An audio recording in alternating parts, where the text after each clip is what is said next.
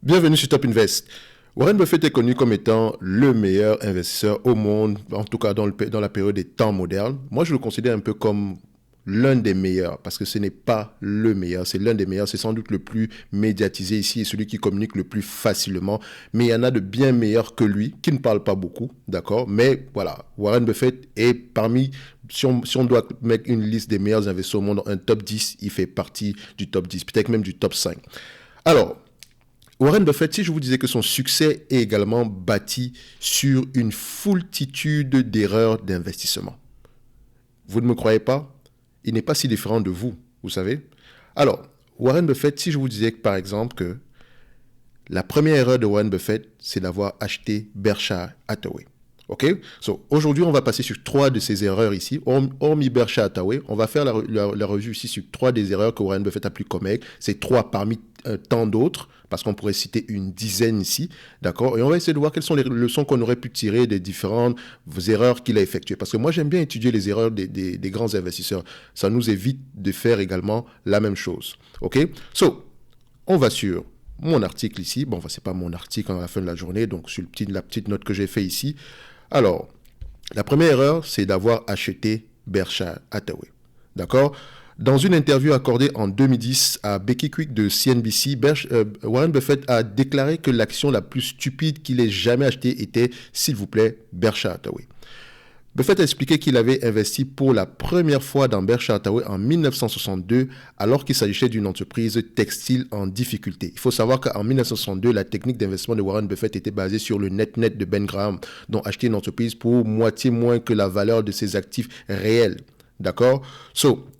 Il pensait qu'il ferait un bénéfice lorsque d'autres usines de l'entreprise fermeraient. Donc, il pensait qu'il ferait un bénéfice lorsque, on aurait vendu certaines usines de l'entreprise ici à leur juste valeur théorique ici. D'accord? Donc, il a donc fait le plein d'actions. Mais le management de Berkshire, à l'époque, n'avait pas l'intention de le faire. OK? Donc, c'est un Buffett rancunier qui a pris le contrôle de la société, a licencié le directeur et a essayé de maintenir l'entreprise textile en activité pendant encore 20 ans. Donc, Buffett a estimé que ce geste vindicatif lui a coûté 200 milliards de dollars. Donc, quel est le conseil? Ne pas laisser ses émotions influencer les décisions financières. OK? Donc, même Warren Buffett tombe encore dans ce piège-là, même aujourd'hui. OK? Même aujourd'hui. D'accord? La deuxième erreur ici, c'est l'achat de Dexter Shoes. Et cet achat-là lui a coûté bien plus que ce qui est marqué aujourd'hui. Donc, et le prix ne fait qu'augmenter, c'est ça le pire. En 1993, Warren Buffett a acheté Dexter Shoes pour 433 millions de dollars en actions Berkshire Hathaway. Dans sa lettre aux actionnaires de 2007, Buffett a expliqué que cette mauvaise décision, admettant qu'elle avait coûté 3,5 milliards de dollars aux investisseurs. Donc, il a payé 433 milliards de dollars, mais il avoue que ça lui a coûté 3,5 milliards de dollars en 2007. À l'époque, cela représentait 1,6% de la valeur nette de Berkshire Hathaway. Donc, le 433 millions de dollars qu'il dépensait en 1993 représentait 1,6% de la valeur nette de Berkshire Hathaway. OK? Ce qui veut dire que si aujourd'hui, vous calculez la valeur nette de Berkshire Hathaway, vous faites fois 1,6%, vous allez voir quel est le coût réel de Dexter Shoes. Donc, à ce jour, Dexter Shoes est la pire affaire que j'ai faite.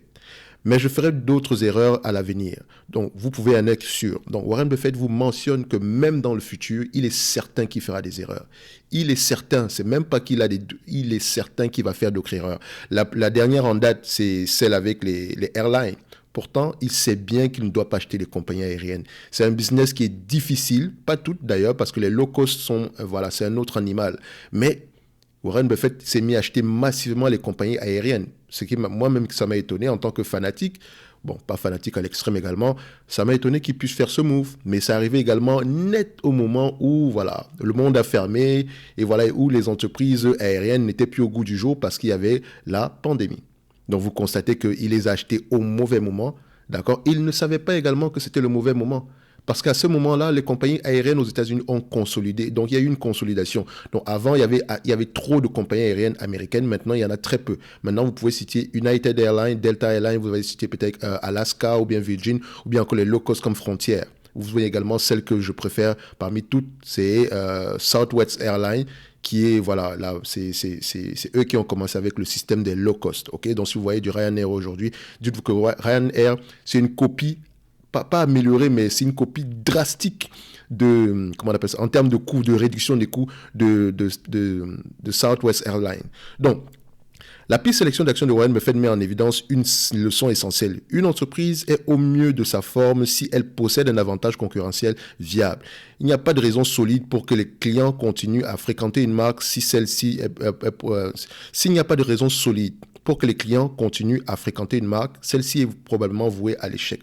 Donc, vous pouvez voir ici aujourd'hui que Dexter Shoes, fabricant de chaussures, il faut avouer qu'à cette époque-là, il ne s'est pas rendu compte que la chaussure, voilà, en tout cas, les chaussures Dexter Shoes n'avaient pas un avantage concurrentiel. La marque n'était pas aussi forte que ça, d'accord? Et en supplément de ça, 93% des chaussures aux États-Unis sont fabriquées ailleurs qu'aux États-Unis, d'accord? Donc, ça vient de l'extérieur, principalement de l'Asie. Dexter Shoes était un fabricant, donc à peu près, je pense que c'était plus un... Si mes souvenirs sont bons, c'était à peu près un manufacturier, donc il fabriquait pour les autres. Donc vous voyez qu'aujourd'hui, c'est une question de coût du travail, et le coût du travail coûte moins cher en Asie. Donc si vous voulez acheter une basket à 300 € ici aujourd'hui, dites-vous que si elle est fabriquée aux États-Unis, elle ne va pas coûter 300 €, elle va coûter bien plus que ça. OK? Notamment par rapport au coût du travail. Et cet investissement-là lui a coûté bien plus cher parce qu'il les a achetés avec des actions Berkshire Hathaway. Et ce n'est pas la seule fois où il a acheté une entreprise avec des actions Berkshire Hathaway. Ce n'est pas la seule. Parce qu'il a fait la même chose, je pense, avec General Reinsurance, d'accord, dont on va parler tantôt tout à l'heure. Donc, ça, c'est la deuxième erreur ici. En plus, maintenant, en dernier lieu, d'accord, ne pas avoir effectué une bonne analyse lors de l'achat de General Reinsurance. Il faut savoir que General Reinsurance, comme son nom l'indique, c'est une compagnie d'assurance, c'est une compagnie de réassurance. Donc, elle assure les compagnies d'assurance. Et ce business-là est dangereux dans le sens où il faut savoir évaluer le risque lié aux différentes polices d'assurance que vous achetez, dont vous prenez la charge aujourd'hui. Et il faut avoir les liquidités nécessaires en cas de danger. Et il faut vous dire que le pire scénario est possible. On va le dire comme ça. Que le pire scénario est une possibilité. D'accord? Donc, de nombreux conseils d'investissement peuvent être tirés de l'acquisition de General Reinsurance par Warren Buffett. Dans sa lettre aux actionnaires de 2001, il a donné plus de détails sur les raisons pour lesquelles Berkshire Hathaway a pris une telle perte sur l'achat. Il s'agissait notamment d'endurer des risques de mauvaises polices de réassurance, de négliger la possibilité d'attaques terroristes et de ne pas se rendre compte que General Re, comme on l'appelle généralement, n'avait pas assez de réserves pour payer les pertes liées aux anciennes polices. Berkshire Hathaway a réalisé 800 millions de dollars de pertes sur ce dernier point en 2001. Donc, il faut également préciser que General Reinsurance, si on parle ici des attentats terroristes, etc., était je pense que c'était lui l'assureur principal, je pense, des Twin Towers, ce genre de choses-là. D'accord? Donc, vous comprenez qu'ils ont perdu énormément d'argent à ce niveau-là. Et que si General Re n'avait pas été racheté par Warren Buffett, elle aurait probablement fait faillite parce qu'elle n'avait pas les réserves nécessaires. Donc, Berkshire Hathaway a dû renflouer cette entreprise-là. OK? Donc, la leçon à tirer est qu'il faut revérifier les chiffres et les soumettre à plusieurs personnes de confiance. Vous deviez toujours savoir ce qu'un scénario catastrophe pourrait vous coûter. Donc, il faut toujours voir le pire dans chaque investissement que vous essayez de faire. Essayez toujours de tuer la meilleure idée. C'est pour ça que quand on prend un investissement, même si c'est LVMH, dites-vous que quelles sont les raisons pour lesquelles le LVMH d'aujourd'hui pourrait disparaître. D'accord? Que ce soit Apple, Meta, Paramount. D'accord? Sur chaque investissement, il doit toujours avoir un bear case, donc une thèse d'investissement à connotation négative. OK? Donc, toujours. Pourquoi? Parce que ça vous met au défi de pouvoir trouver les raisons pour les valables, de pouvoir peser le pour et le contre entre le positif et le négatif. Or, on a très souvent tendance à prendre uniquement les éléments positifs pour investir. C'est facile à faire parce qu'on veut, dès le moment où on veut gagner de l'argent, on se dit OK, je vais acheter aujourd'hui du Orpea, il y a la population vieillit, ils sont des vieux, en plus de cela, ils ont des bâtiments, etc. C'est l'avenir, boum, bye. Aujourd'hui, quand tu te retrouves dans ce genre de situation, si tu avais posé la question à savoir, OK, mais au pire des cas, si les bâtiments d'Orpea n'avaient pas cette valeur-là, comment est-ce que je fais pour protéger mon capital? Au pire des cas, si je prends la dette et que je l'inclus dans mon analyse ici, comment est-ce que je peux protéger mon investissement de départ? D'accord? Au pire, est-ce que est-ce que j'ai déjà visité une maison de retraite? Est-ce que ces gens-là sont bien traités? Vous savez que ce sont des personnes qui sont parfois, c'est pas facile à gérer, il faut dire la vérité. Donc, il faut beaucoup de patience. Est-ce que les gens qui s'occupent de ces personnes-là sont bien payés? D'accord? Si vous avez un salaire, salaire, si vous êtes payé au salaire minimum pour vous occuper des vieilles personnes, excusez-moi, c'est une insulte. Ok? Ces gens-là devraient être bien payés. Parce que quand vous êtes bien payé, vous avez tendance à vouloir bien faire également votre travail. D'accord? Si vous êtes mal payé, vous allez faire le strict minimum. Et en plus de cela, si l'entreprise pour laquelle vous travaillez racle encore les fonds de couloir pour faire les fonds des marmites, pour faire des économies, c'est un cocktail qui est négatif dans le futur. Et ce n'est pas la seule personne qui fait des erreurs. D'accord? Et ce n'est pas la seule personne qui va commettre des erreurs. Et même avec ces erreurs d'investissement-là, il a continué, il a pu avoir les performances qu'il a aujourd'hui. OK? Donc, si vous faites des erreurs d'investissement ici aujourd'hui, ce n'est pas la fin du monde. Ce n'est vraiment pas la fin du monde. La meilleure chose à faire, c'est généralement de reconnaître ces erreurs-là. Et ça, c'est parfois quelque chose de difficile à faire. Parce que parfois, quand on est en perte, on se dit « Oh non, maintenant j'attends que ça remonte. » Tu attends que ça remonte. Pour qu'est-ce qui te fait dire que ça va remonter? Ça peut continuer à descendre. D'accord? Donc, excusez-moi. Donc, par exemple, si vous regardez des investisseurs comme Bill Ackman, qui est quelqu'un de très respecté également dans ce domaine-là. Bill Ackman, c'est lui. D'accord? Je vous mets sa tête ici. Bill Ackman, très bon investisseur, mais qui a perdu énormément d'argent avec le scandale Valeant. Et ça, c'est la cupidité. Rendez-vous compte que ce monsieur a investi dans une entreprise qui faisait une seule chose exceptionnelle, c'était celle de racheter les entreprises pharmaceutiques, couper la recherche, d'accord? Donc, couper la recherche et augmenter les prix des médicaments qui étaient encore sous brevet. D'accord? Imaginez que, par exemple, je prends un exemple, hein, j'achète la compagnie qui produit, par exemple, de l'aspirine et que l'aspirine est encore sous brevet. Donc, moi, je triple le prix de l'aspirine du jour au lendemain et je fais des marges dessus jusqu'à ce que le brevet expire. Et ainsi de suite, une fuite en avant perpétuelle. Pourtant, le bien fondé d'une entreprise pharmaceutique durable, c'est d'avoir un produit qui se vend très très bien, utiliser cet argent-là pour pouvoir continuer à faire des recherches et trouver de nouveaux produits qui pourraient remplacer ceux qui arrivent à expiration bientôt. D'accord?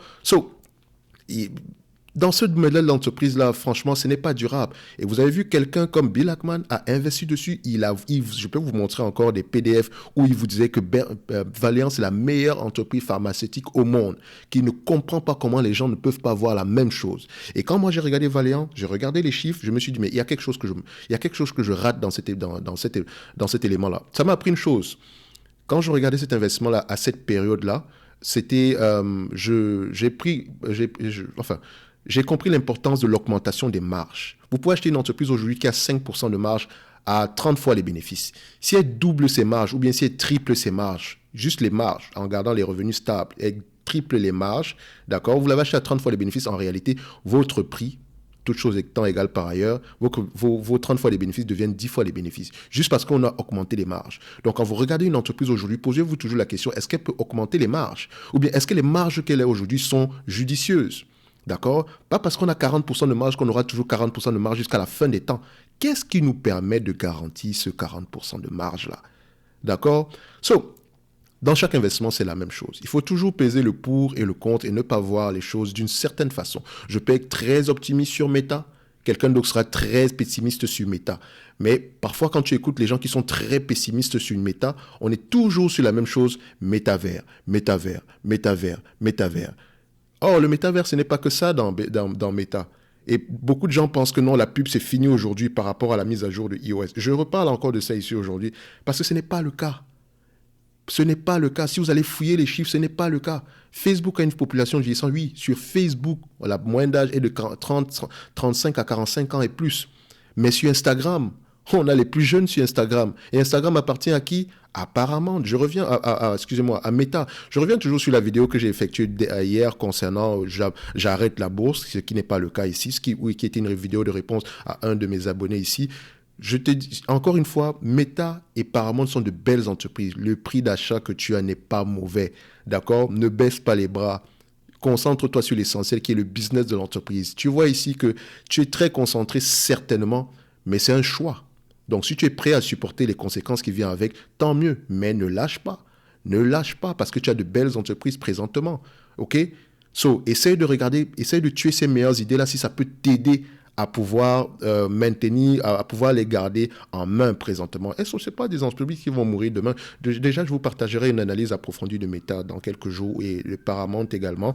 So, faut se dire une chose, même les meilleurs font des erreurs et le reconnaissent également. Le mieux, généralement, c'est de le reconnaître. Il y a plusieurs types d'erreurs. Il y a des erreurs d'omission.